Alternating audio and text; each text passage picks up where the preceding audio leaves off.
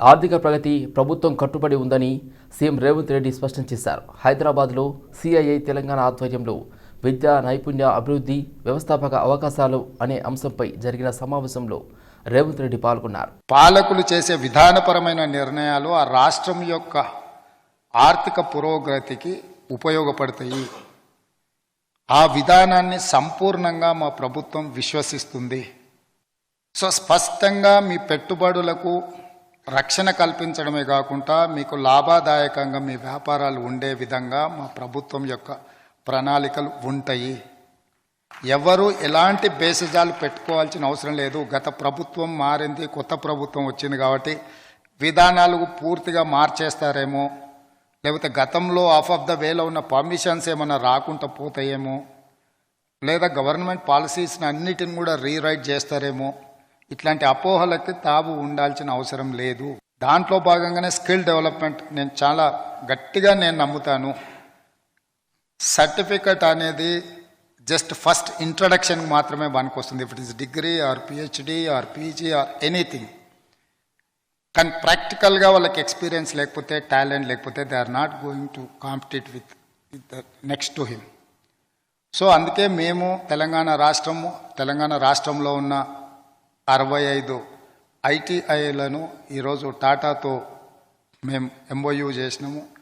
Joint ventures కింద skill development places కింద తెలంగాణలో ఉన్న గవర్నమెంట్ ఆల్ 65 ఐటీఐలను అన్నిటిని కూడా స్కిల్ డెవలప్మెంట్ కోసం వాళ్ళతో టైఅప్ చేసినాం. They are going to invest 2000 crores to improve these institutions. Siddipet 220 kV sub స్టేషన్లో భారీ అగ్ని ప్రమాదం సంభవించింది. సిద్దిపేటలోని 220 kV సబ్ స్టేషన్లో పీటీఆర్ పేలి భారీగా మంటలు చెలరేగాయి. సంఘటనా స్థలానికి చేరుకున్న ఎమ్మెల్యేలు హరీష్ రావు, కొత్త ప్రభాకర్ రెడ్డి ఘటనా స్థలాన్ని పరిశీలించారు. గజ్వేల్, హుస్నాబాద్ ఫైర్ ఇంజన్లతో మాట్లాడారు. అగ్ని ప్రమాదం జరిగిన విషయం తెలుసుకున్న వెంటనే మాజీ మంత్రి ఎమ్మెల్యే హరీష్ రావు హైదరాబాద్ నుంచి సిద్దిపేటకు వచ్చారు. మార్గం మధ్యలోనే విద్యుత్ శాఖ అధికారులతో ప్రమాదంపై చర్చించారు. దుబ్బాక, హుస్నాబాద్, గజ్వేల్ ఫైర్ స్టేషన్కు ఫోన్ చేసి ఫైర్ ఇంజన్లను వెంటనే ఘటనా స్థలానికి పంపించాలని కోరారు. విద్యుత్ శాఖ మంత్రి విక్రమార్కకు ఫోన్ చేసి విషయాన్ని తెలియజేశారు. విద్యుత్ పునరుద్ధరణ జరిగేలా చర్యలు తీసుకోవాలని కోరారు. సంఘటన స్థలానికి దుబ్బాక ఎమ్మెల్యే ప్రభాకర్ రెడ్డి సహా చేరుకొని దాదాపు 3 గంటల పాటు అక్కడే ఉండి పర్యవేక్షించారు. ఫైర్ ఇంజన్లు నీళ్లు తగ్గిన కొద్దీ మున్సిపాలిటీ ట్యాంకర్లతో తెప్పించి ఫైర్ ఇంజన్లో నింపించి మంటలు అదుపు చేయించారు. మంటలు తగ్గుముఖం పట్టిన తర్వాతనే సంఘటనా స్థలం నుంచి వెళ్లిపోయారు. ఎమ్మెల్యే రాజాసింగ్ కనిపించడం లేదని గోషామహల్ నియోజకవర్గం బీఆర్ఎస్ నేత గడ్డం శ్రీనివాస్ యాదవ్ సంచలన వ్యాఖ్యలు చేశారు. గతంలో 2 సార్లు గెలిచిన రాజాసింగ్ గత 2023 ఎన్నికల్లో ప్రజలకు అన్ని వేళలా అందుబాటులో ఉంటానని, స్థానిక సమస్యలని పరిష్కరిస్తానని హామీలిచ్చి ప్రజల ఓట్లతో ఎమ్మెల్యేగా గెలిచిన రాజాసింగ్ 2 నెలలుగా పత్తా లేకుండా పోయారన్నారు. గోషామహల్ నియోజకవర్గంలో ప్రజా సమస్యలు పరిష్కరించడంలో ముందుంటారని ప్రజలకు వాగ్దానం చేసిన రాజాసింగ్ గెలిచిన వారం రోజుల నుండి కనిపించకుండా పోయారన్నారు గడ్డం శ్రీనివాస్ యాదవ్. వేసవికాలం నేపథ్యంలో ఎండలు మండిపోతున్నాయని, దీంతో మంచినీటి సమస్య తీవ్ర రూపం దాల్స్తుందన్నారు. ఇటీవల తాను పార్టీ నేతలతో కలిసి 15 రోజుల్లోనే నియోజకవర్గంలోని 6 డివిజన్లో పర్యటించారని, దాదాపుగా అన్ని డివిజన్లలో 60% పవర్ బోర్లు పాడై పనిచేయకుండా నిరుపయోగంగా మారాయని తెలిపారు. గత 2 మాసాల నుంచి అంటే ఎన్నికల ఫలితాలు వచ్చిన తర్వాత, తను గెలిచిన తర్వాత గోషామహల్ నియోజకవర్గంలో ఎక్కడా కానీ రాజాసింగ్ కనబడటలేడు. ఇవాళ సమస్యల తీవ్రత చాలా ఉంది. ఈ సమ్మర్ లోపల ఎండ తీవ్రత చాలా పెరిగింది. నీటి ఎందడి ఉంది. ప్రజలు నీటి గురించి తహతలాడుతూ ఉన్నారు. వారికి అందుబాటులో ఉన్న బోర్వెల్స్ పనిచేయటం లేదు. మరి ఈ సమస్యలన్నీ తీసుకొని రాజాసింగ్ దగ్గరికి వెళ్తే రాజాసింగ్ మాత్రం ఆఫీస్లో ఉండడు, ఇంట్లో ఉండడు. అక్కడ వాళ్ళ జవాబు ఒకటే ఉంటుంది, ఏంది అని అంటే రాజాసింగ్ అవుట్ ఆఫ్ స్టేషన్. ఎట్లయిపోయిందంటే Raja Singh care of address out of station అయిపోయింది. గతంలో 2 సార్లు గెలిచిన తర్వాత 3వసారి ఎన్నికలకు వెళ్ళినప్పుడు రాజాసింగ్ ప్రజల దగ్గర ఒక ప్రమాణం చేసిండు. ఏమనంటే, నేను గత 2 పర్యాయాలు గెలిచిన తర్వాత ప్రజలను పట్టించుకోలే, అది వాస్తవం. మీ సమస్యలను నేను తీర్చలే, అది వాస్తవం. కానీ ఈ 3వసారి నేను ఎన్నికల్లో ఉంటున్నా, నాకు ఓటు వేయండి, ఓటు వేసి గెలిపించండి. ఖచ్చితంగా మీ సమస్యలను పరిష్కరిస్తా, మీ మధ్యలో ఉంటా, మీకు అండగా ఉంటా అని చెప్పి ప్రజలకు వాగ్దానం చేసిండు. ఓట్లు దండుకుండు. ఇక ఓట్లు దండుకొని ఇప్పుడు ఇక్కడి నుంచి పరారైపోయిండు. ప్రముఖ రియల్ ఎస్టేట్ సంస్థ ఆధూరి గ్రూప్ ఒకేసారి 6 మెగా ప్రాజెక్టులను ప్రారంభించారు. మాదాపూర్లోని శిల్పకళా వేదికలో ఏర్పాటు చేశారు. కార్యక్రమంలో ఆధూరి గ్రూప్ నూతనంగా ప్రారంభించారు Abharana dynamic county, Prakruthi hills township, అదేవిధంగా Medha county, Tridev enclave, Aurora heights project బ్రోచర్లను సినీ నటుడు మాగంటి మురళీ మోహన్ ఆవిష్కరించారు. సినీ నటుడు మాగంటి మురళీ మోహన్ ముఖ్య అతిథిగా విచ్చేసి ఆధూరి చైర్మన్ రామాంజనేయులు మరియు సంస్థ డైరెక్టర్లతో కలిసి బ్రోచర్లను ఆవిష్కరించారు. ఈ సందర్భంగా మురళీమోహన్ మాట్లాడుతూ అన్ని వర్గాల ప్రజలకి అందుబాటు ధరలో నివాస స్థలం కల్పించాలన్న రామాంజనేయులు ఆశయం నెరవేరాలని కోరుకుంటూ అభినందనలు తెలియజేశారు.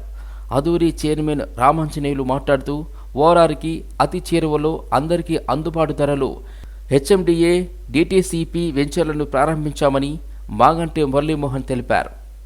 సిద్దిపేట పట్టణం ముస్తాబాద్ చౌరస్తాలో ఉన్న సబ్ స్టేషన్లో భారీ అగ్ని ప్రమాదం చోటు చేసుకుంది. 220 kV సబ్ స్టేషన్లో ఉన్న 100 MVA పవర్ ట్రాన్స్ఫార్మర్ ప్రమాదవశాత్తు పేలడంతో పెద్ద ఎత్తున మంటలు చెలరేగాయి. ట్రాన్స్ఫార్మర్లో ఉన్న ఆయిల్తో భారీ ఎత్తున మంటలు చెలరేగాయి. సంఘటనా స్థలానికి 3 ఫైర్ ఇంజన్లతో మంటలను ఆర్పడానికి ప్రయత్నించిన ఫలితం దక్కలేదు. దాదాపు 6 గంటల వరకు మంటలు చెలరేగాయి. సంఘటనా స్థలం వద్ద జనం భారీగా చేరుకోవడంతో పోలీసులు భారీ బందోబస్తు ఏర్పాటు చేశారు. సబ్ స్టేషన్ లోపలికి ఎవరు వెళ్లకుండా అడ్డుకున్నారు. సుమారు 4 కోట్ల ఆస్తి నష్టం వాటిల్లినట్లుగా అధికారులు ప్రాథమిక అంచనా వేశారు. దీంతో సిద్దిపేట నియోజకవర్గం గ్రామాలతో పాటు దుబ్బాక నియోజకవర్గంలోని కొన్ని గ్రామాలకు అర్ధరాత్రి వరకు కరెంటు సరఫరా నిలిచిపోయింది. వచ్చే లోక్సభ ఎన్నికల్లో పోటీ చేయడానికి సిద్ధమని బీజేపీ నేత ఈటెల రాజేందర్ స్పష్టం చేశారు. పార్టీ అధిష్టానం ఆదేశిస్తే మల్కాజ్గిరి నియోజకవర్గం బరిలో దిగుతానని వెల్లడించారు. ప్రధానిగా మోదీ దేశాన్ని ముందుకు తీసుకెళ్తున్నారని కొనియాడారు. అభివృద్ధిలో దేశాన్ని పరుగులు పెట్టిస్తున్నారని మోదీపై పొగడ్తల వర్షం కురిపించారు. మూడోసారి మోదీని ఆదరించేందుకు ప్రజలు సిద్ధంగా ఉన్నారని చెప్పారు. రాష్ట్రంలోని కాంగ్రెస్ ప్రభుత్వంపై మాజీ మంత్రి ఈటెల రాజేందర్ విమర్శలు గుప్పించారు. కాంగ్రెస్ పార్టీ ఎన్నికల హామీలపై ప్రజలు ఏర్పడిన భ్రమలు తొలగిపోతున్నాయని వివరించారు. ఉచిత బస్సు పథకంతో ప్రయాణికుల సంఖ్య పెరిగింది నిజమే అయినా రద్దీకి తగ్గట్లుగా బస్సులను పెంచడంలో ఆర్టీసీ ప్రభుత్వం విఫలమయ్యని చెప్పారు. ప్రభుత్వం అప్పుల పాలైందని, కొత్త అప్పుల కోసం ముఖ్యమంత్రి రేవంత్ రెడ్డి కేంద్ర ప్రభుత్వం చుట్టూ తిరుగుతున్నారని ఆరోపించారు. కాగా ఇటీవలి అసెంబ్లీ ఎన్నికల్లో హుజరాబాద్ నుంచి పోటీ చేసిన బీజేపీ నేత ఈటెల రాజేందర్ ఓటమి పాలయ్యారు. ఈ నేపథ్యంలోనే త్వరలో జరగబోయే పార్లమెంటు ఎన్నికల్లో పోటీ చేయడానికి ఆయన ఆసక్తి చూపుతున్నట్లు సమాచారం. తాజాగా ఆయన చేసిన వ్యాఖ్యలు దీనికి ఊతమిస్తున్నాయని రాజకీయ విశ్లేషకులు చెబుతున్నారు. తెలంగాణ రాజకీయాలు రసవత్తరంగా మారాయి. ఎంపీ ఎన్నికల్లో సత్తా చాటేందుకు పార్టీలు ఎన్నికల రణరంగంలోకి దూసుకెళ్తున్నాయి. ఓవైపు ఎన్నికల గడువు ముందుకు వస్తుంటే మరోవైపు బీఆర్ఎస్ వర్కింగ్ ప్రెసిడెంట్ గాయాబ్ కావడం హాట్ టాపిక్ గా మారింది. గత 3 రోజులుగా కేటీఆర్ కనిపించకపోగా వ్యక్తిగత పర్యటన నిమిత్తం అమెరికా వెళ్లారంటూ నెట్టింట ప్రచారం జరుగుతుంది. సోషల్ మీడియాలో అడపాదడపా రియాక్ట్ అవుతున్న అవి కూడా నెటిజన్ల వ్యక్తిగత విషయాలే కావడంతో పార్టీ వ్యవహారాల్లో కేటీఆర్ ఎక్కడ అనే చర్చ జరుగుతుంది. అధినేత కేసీఆర్ ఫామ్ హౌస్ కే పరిమితం కాగా వర్కింగ్ ప్రెసిడెంట్ అందుబాటులో లేకపోవడంతో ఏం చేయాలో తెలియక గులాబీ శ్రేణులు అయోమయానికి గురవుతున్నాయి. ఇక హరీష్ రావు ఒక్కరే అడపాదడపా క్యాడర్ కు ధైర్యం చెప్పే ప్రయత్నం చేస్తున్నా పార్టీ ఆయన సేవలను పూర్తి స్థాయిలో వినియోగించుకోవడం లేదనే విమర్శలు వినిపిస్తున్నాయి. పార్లమెంట్ ఎన్నికల వేళ తండ్రి కొడుకుల కారణంగా పార్టీ మరింత డ్యామేజ్ తప్పదనే చర్చ రాజకీయ వర్గాల్లో వ్యక్తమవుతుంది. కృష్ణా తుంగభద్ర నదులే పాలమూరుకు జీవనాధారమని బీఆర్ఎస్ నేత సింగిరెడ్డి నిరంజన్ రెడ్డి అన్నారు. తెలంగాణ వచ్చిన తర్వాతనే జూరాలను నిండుగా నింపుకున్నామన్నారు. జూరాల సామర్థ్యం 6.5 టీఎంసీలు మాత్రమే. జూరాలకు గరిష్టంగా వరద వచ్చేదన్నారు. గ్రావిటీ ద్వారా పాలమూరు జిల్లాకు రావాల్సినటువంటి నీళ్లు రాకుండా పోయినాయి. ఎందుకంటే ఆ ప్రాజెక్ట్స్ అబాండ్ అయినాయి. అదంతా పాత కథ మనకు తెలిసిందే. 174 టీఎంసీలు రావాల్సినటువంటిది తెలంగాణ హైదరాబాద్ రాష్ట్రంగా ఉంటే ఒక పాలమూరు జిల్లాకే అది కోల్పోయింది. సమైక్య రాష్ట్రంలో కలిసినందుకు అదంతా చరిత్ర ప్రజలకందరూ కూడా తెలుసు. దాని తర్వాత విధిలేని పరిస్థితులలో ఎత్తిపోతలే శరణ్యం కాబట్టి జూరాల నదికి వచ్చేటువంటి మొత్తం వరదలో గరిష్ట వరద ఆప్టిమల్ ఫ్లడ్ ఏదైతే ఉంటుందో 40 డేస్ మాత్రమే. కేవలం 40 రోజులు మాత్రమే జూరాలలో వరద ఉంటుంది. ఆప్టిమల్ వరద 40 రోజులు మాత్రమే. దాన్ని దృష్టిలో పెట్టుకొని అదే జూరాల మీద భీమా ఫేజ్ 1 ఫేజ్ 2 అని చెప్పి 2 లక్షల ఎకరాలకు నీళ్ళు ఇచ్చే ఒక స్కీము. నెట్టెంపాడు అని 2 లక్షల ఎకరాలకు ఇచ్చేటువంటి మరొక స్కీము, 60,000 ఎకరాలకు ఇచ్చేటువంటి కోయిల్ సాగరు, జూరాల సొంత ఆయకట్టు 1,10,000 ఎకరాలు. ఇవన్నీ వెరసి ఎంత అవుతుంది? 5,70,000 పైచిలకు ఎకరాలు అవుతుంది. ఇప్పుడు ఉన్నది యాజ్ ఇట్ ఈజ్గా జూరాల మీద ఉన్నది. వీటికి ఒక వానకాలం మాత్రమే ఎత్తిపోసుకోవడానికి అవకాశం ఉంది. వరద తగ్గిందంటే యాసంగికి ఉండవు నీళ్లు, పైన భారత కింద భారత, కింద భారత పక్కల భారత. ఆ అవస్థ ఎప్పుడు ఉంటుంది. అందుకే వానాకాలంలో ఉన్న చెరువులను కుంటలను నింపుకొని, ఉన్న కొద్దిపాటి రిజర్వాయర్లను కూడా సమృద్ధిగా నింపుకొని నీళ్లను చాలా హేతుబద్ధంగా మేము బ్యాలెన్స్ చేసేటువంటి వాళ్ళం. కేసీఆర్ గారు ఎప్పటికప్పుడు మానిటర్ చేసి ఆ ఉన్న నీళ్లతోనే రెండో పంట కూడా ఎట్లా పండియాలి. హైదరాబాద్లోని క్యాంప్ కార్యాలయంలో మాదిగల జోడో యాత్ర వాల్ పోస్టర్ను విడుదల చేశారు మంత్రి దామోదర రాజనరసింహ. మాదిగలకు 12% రిజర్వేషన్ కల్పించాలని డిమాండ్ చేశారు. మాదిగల జోడో యాత్ర వాల్ పోస్టర్ను విడుదల చేశారు మంత్రి దామోదర రాజనరసింహ. మాదిగల పంతం, బీజేపీ అంతం పేరుతో వివిధ దళిత సంక్షేమ, దండోరా ప్రజా సంఘాల మాదిగ రాజకీయ వేదికగా మొదలైన ప్రజా సంఘాల నేతలు పాల్గొన్నారు. మాదిగ జేఏసీ వ్యవస్థాపకులు పిడమర్తి రవి ఈ మాదిగల జోడో యాత్రను చేపట్టారు. హరీష్ రావుకు అవగాహన లేకుండా మాట్లాడుతున్నారని కాంగ్రెస్ సీనియర్ నేత గజ్జల కాంతం విమర్శించారు. అధికారం కోల్పోయాక మతిస్థిమితం పోయిందన్నారు.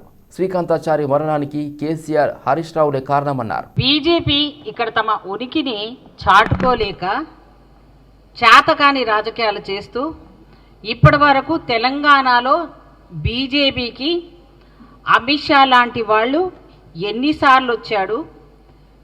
అంతేకాకుండా నడ్డా అధ్యక్షుడు అయిన తర్వాత కూడా, మళ్ళీ కేంద్ర మంత్రి అయిన కిషన్ రెడ్డి అయినాక కూడా ఈ రాష్ట్రంలో కేంద్రం నుంచి నిధుల విషయంలో కానీ, రాష్ట్రాలకు సంబంధించిన ఏ మంచి పనులు చేసినా దానిలో వీళ్ళ యొక్క పాత్ర ఎంతో మనకందరికీ అర్థమైపోయింది. అంతేకాకుండా ఈరోజు బీజేపీ వాళ్ళు సంకల్ప యాత్ర అని ఒక యాత్ర చేస్తా ఉన్నారు. దేనికోసమయ్యా మీ సంకల్పం? ఏం ఉద్ధరించినారని? ఈ తెలంగాణ బిడ్డలకు సంబంధించి మీ మోడీ చెప్పిన మాటలు ఎన్ని నెరవేర్చారని? ఇప్పటికి కూడా నిరుద్యోగ యువతకు 2 కోట్ల ఉద్యోగాలు ఇస్తానన్న మీ ప్రధానమంత్రి గారు ఇవ్వనందుక మీ సంకల్పయాత్ర?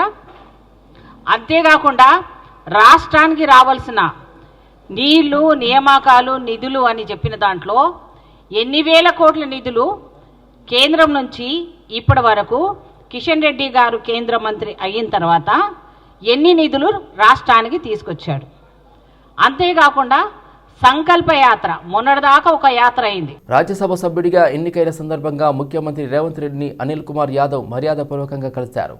ఇవాళ ఉదయం సీఎం రేవంత్ రెడ్డి నివాసానికి తన కుటుంబ సభ్యులతో కలిసి వెళ్లారు అనిల్ యాదవ్. ఈ సందర్భంగా అనిల్ కుమార్ యాదవ్ సీఎం ను కలిసి పుష్పగుచ్చం అందజేసి ధన్యవాదాలు తెలిపారు. కాంగ్రెస్ నుంచి సీనియర్ రేణుకా చౌదరి, అనిల్ కుమార్ యాదవ్లు, బీఆర్ఎస్ పార్టీ నుంచి వద్దిరాజు, రవిచంద్ర ఏకగ్రీవంగా రాజ్యసభకు ఎన్నికయ్యారు.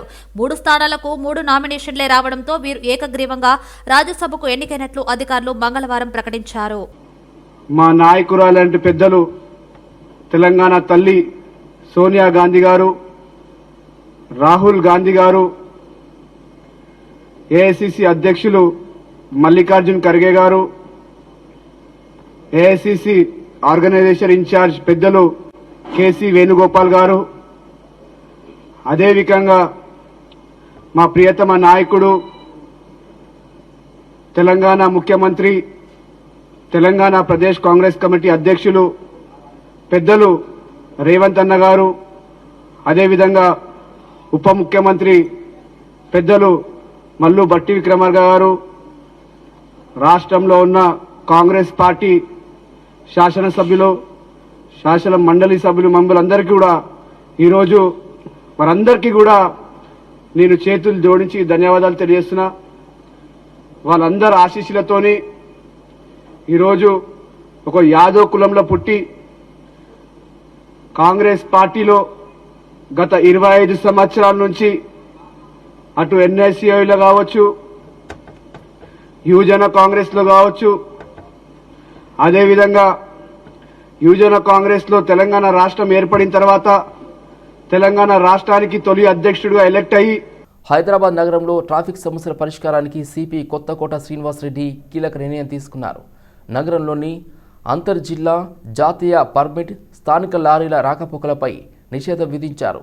మధ్య తరహా గూడ్స్ వాహనాలు, ప్రైవేటు బస్సులు నెమ్మదిగా ప్రయాణించే వాహనాలుగా వర్గీకరించి ప్రత్యేక సమయాల్లోనే ప్రయాణించాలని పేర్కొంటూ మంగళవారం నోటిఫికేషన్లు జారీ చేశారు. వారం నుంచే ఈ ఆదేశాలు అమల్లోకి వస్తాయని సిపి స్పష్టం చేశారు. తాజా నిబంధనల్ని ఉల్లంఘిస్తే హైదరాబాద్ పోలీస్ చట్టం, ఇతర చట్టాల ప్రకారం తగిన చర్యలు తీసుకుంటామని హెచ్చరించారు. నగరంలోని కొంతకాలంగా ట్రాఫిక్ సమస్య పెరుగుతూ వస్తుంది. దీనిపై దృష్టి సారించాలని సీఎం రేవంత్ రెడ్డి ఆదేశించడంతో నగర పోలీసులు పరిష్కారాలపై దృష్టి పెట్టారు. రద్దీకి కారణాలు, సమస్యలను శాస్త్రీయ పద్ధతిలో గుర్తించారు. నోటిఫికేషన్లో పేర్కొన్న వాహనాలను, అన్ని రకాల గూడ్స్, ప్రయాణికుల్ని తరలించే చిన్న మధ్య తరహా వాహనాలు బేగంపేటలోని గ్రీన్ ల్యాండ్స్ లంగర్ హౌస్ పై వంతెనలపై తప్ప ఇతర పై వంతెనలపై మీదుగా అనుమతించారు. తెలంగాణ రాష్ట్రంలోని సైబరాబాద్, రాచకొండ, నిజామాబాద్, సిద్దిపేటకు చెందిన ఎస్సీటీపీసీలు, ఏఆర్ డ్రైవర్లు, మెకానిక్లకు సిటీ పోలీస్ ట్రైనింగ్లో 9 నెలల బేసిక్ ఇండక్షన్ శిక్షణ కొరకు రిపోర్ట్ చేసినట్లుగా రాచకొండ కమిషనరేట్ అధికారులు తెలిపారు. లక్షలాది మంది అభ్యర్థుల మధ్య పోటీ పడి చాలా కష్టపడి ఉద్యోగం సంపాదించి పోలీస్ కానిస్టేబుల్గా ఎంపికయ్యారని పోలీసు ఉన్నతాధికారి శ్రీనివాసరెడ్డి తెలిపారు. భవిష్యత్తులో చేయబోయే 35 సంవత్సరాల సర్వీసు కాలంలో ప్రజల ఆస్తులకు రక్షణ కల్పించడంతో పాటు సమాజంపై పూర్తి అవగాహన పెంపొందించే విధంగా ప్రజల ఆస్తులను కాపాడాలన్నారు. పోలీస్ కానిస్టేబుల్ గా విధి నిర్వహణలో సవాళ్లను ఎలా ఎదుర్కోవాలో మంచి సూచనలు ఇచ్చారు శ్రీనివాసరెడ్డి. అంతర్గతంగా ఎదురయ్యే సమస్యలన్నీ ఎదుర్కోవడానికి, శాంతిని కొనసాగించడానికి మనమందరం కూడా శాయశక్తుల వృత్తి ధర్మాన్ని పాటించాలని వివరించారు. ఇతర డిపార్ట్మెంట్ ఉద్యోగులు ఆఫీస్ టైంకి విధులు నిర్వర్తించి వెళ్లిపోతారు. కానీ మన పోలీస్ 24 గంటల ప్రజల ధన, మాన, ప్రాణ రక్షణ కోసం శాయశక్తులు కృషి చేస్తారన్నారు. ఇందులో పాలు పంచుకోవడానికి పోలీస్ డిపార్ట్మెంట్లోకి చేరడం ఎంతో అదృష్టమన్నారు. వృత్తి ధర్మాన్ని క్రమశిక్షణతో, సమయపాలన పాటిస్తూ, కమిట్మెంట్తో విధులు నిర్వర్తిస్తూ ఇటు పోలీస్ శాఖకు, తల్లిదండ్రులకు చక్కటి పేరు తీసుకురావాలని కోరారు. దిల్సుఖ్ నగర్లో జంట బాంబు పేలుళ్ల ఘటన జరిగి నేటికి 11 సంవత్సరాలైంది. అందులో 19 మంది చనిపోగా 100కు పైగా గాయపడ్డారు. భారత్ అంటేనే శాంతియుతం గల దేశమని, అలాంటిది ఈ దేశంలో ఉగ్రవాదులు దాడులు చేయడం చాలా బాధాకరమన్నారు. పేలుళ్లలో గాయపడ్డ సయ్యద్ రహీం ఇక ముందు ఉగ్రవాదుల దాడులు పునరావృతం కాకూడదన్నారు. దిల్సుఖ్ నగర్ జంట బాంబు పేలుళ్ల గాయాల గుర్తులు ఇంకా బాధితుల గుండెల్లో అలాగే ఉన్నాయన్నారు బాధితుడు సయ్యద్ రహీం. అలాంటి వారిని ఇంతవరకు ఎన్ని ప్రభుత్వాలు వచ్చినా, ఎంతమంది అధికారులు మారినా ఆ కుటుంబాలకు ఏ ప్రభుత్వం న్యాయం చేసి ఆదుకున్న దాఖలాలు లేవన్నారు.